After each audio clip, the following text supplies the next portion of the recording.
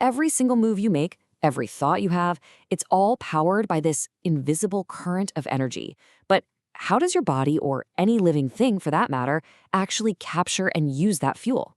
Well, today we're going to dive into the absolutely incredible system of energy processing that keeps all of life running.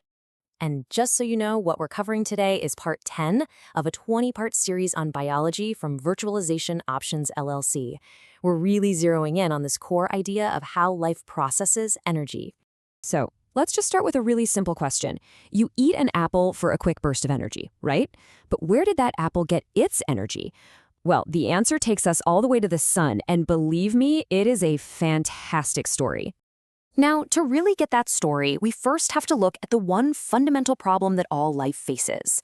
How do you capture, store, and most importantly, use energy? It turns out biology figured this out with a surprisingly elegant solution. I mean, just think about it for a second. Right now, as you're listening, your heart is beating, your brain is processing these words, and billions of your cells are just humming along, hard at work. None of that happens for free. It all requires energy all the time, without a single break. And here it is, the solution, a molecule called ATP. The most important thing to get here is to think of ATP not as the energy itself, but as the currency of energy. It's like this. You can't put crude oil directly into your car's engine, right? A cell can't just use a big sugar molecule directly either.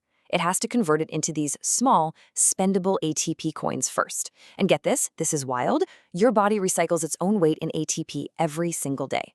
That's just how much of this currency life needs to function. Okay, so if ATP is the currency, where does the bank get its money? Well, for pretty much all life on Earth, the ultimate source is the sun. And the process of capturing that solar energy it's nothing short of a miracle of natural engineering. And that process is, of course, called photosynthesis.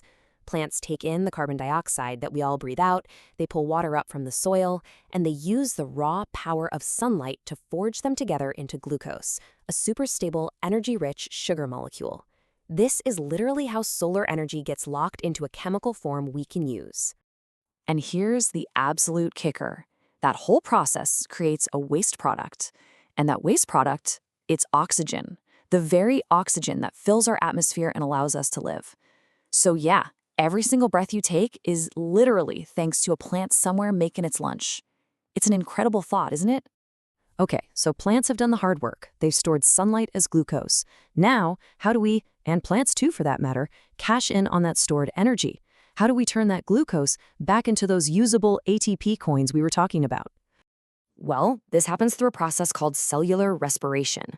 And essentially what's happening is our cells take that glucose, use the oxygen we breathe, to systematically break it apart. And in doing so, they release all that stored energy and capture it in the form of many, many ATP molecules.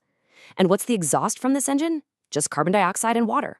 When you actually put them side by side like this, you see this beautiful, perfect symmetry of life. Just look at the inputs and outputs. Photosynthesis and cellular respiration are basically mirror images of each other. What one process makes, the other one uses. It creates this perfect, sustainable cycle of energy. All right, so let's zoom out. How does this tiny cellular cycle scale up to power entire ecosystems? Well, this elegant little process is the engine that drives the flow of energy through the entire living world. So it all starts with the producers, the plants, who are busy capturing that sunlight. Then come the consumers, like us, who get our energy by eating the plants or by eating other consumers. And then finally, you have the decomposers, who break everything down, returning the raw materials to the soil. But the energy itself, it just keeps on flowing. But here is the really crucial part. This energy transfer, it's not perfectly efficient, not even close. Every time an organism gets eaten, a huge chunk of its energy, we're talking as much as 90%, is just lost as heat. Sure, it powers the predator's body, but it can't be passed on any further up the chain. And this right here brilliantly illustrates a fundamental rule of ecology. Because so much energy is lost at every single step, there's simply not enough energy left to support really long food chains. By the time you get to the 4th or 5th level, the available energy has just dwindled to almost nothing. So that leaves us with a final thought to chew on. We've seen that energy flows in a one-way path, right? From the sun through the food chain, with most of it getting lost along the way. So, given how fragile and kind of inefficient that transfer is, What do you think happens to an entire ecosystem when just a single link in that chain disappears?